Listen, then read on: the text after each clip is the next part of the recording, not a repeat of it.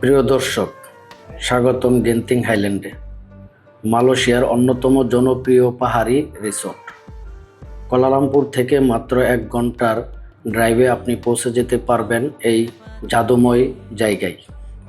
গেন্তিং হাইল্যান্ডের গল্প শুরু 1970-এর দশকে, যখন এটি একজন চীনা ব্যবসায়ী দ্বারা তৈরি করা হয়।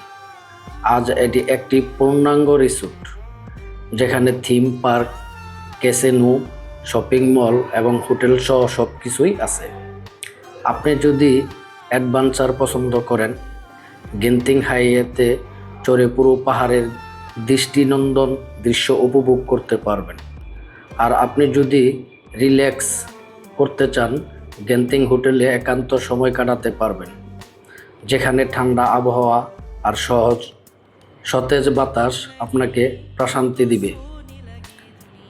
শেষে না ভুলে যান, গেন্তিং হাইল্যান্ড শুধু একটি রিসোর্ট নয়, এটি একটি বিস্ময়ের জগৎ, যা আপনার ছুটির স্মৃতিকে করবে অন্যান্য। আপনারা চাইলে গেন্তিং হাইল্যান্ড আসতে পারেন। গেন্তিং হাইল্যান্ড আমারও একটি পছন্দের জায়গা।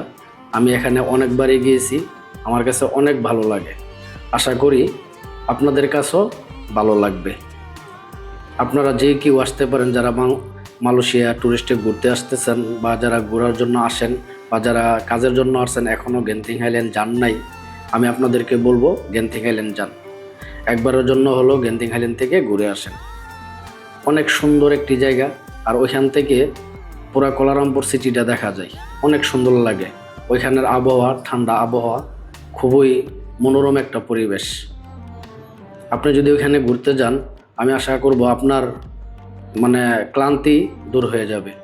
তবে ওইখানে যাওয়ার জন্য বেশি টাকা খরচ পড়ে না, অল্পতেই আপনারা যাইতে পারবেন। অল্প টাকা খরচ করে ওইখানে যাওয়া যায়।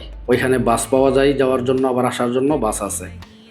সো আপনাদেরকে আমি বলবো, আপনারা ছুটি পাইলে সময় করে ওইখান থেকে ঘুরে আসবেন। আর যারা মালয়েশিয়াতে ঘোরার জন্য আসেন, আপনারাও সময় করে গেন্তিং হাইল্যান্ড যাবেন ঘোরার জন্য। সবাই ভালো থাকবেন। আল্লাহ হাফেজ।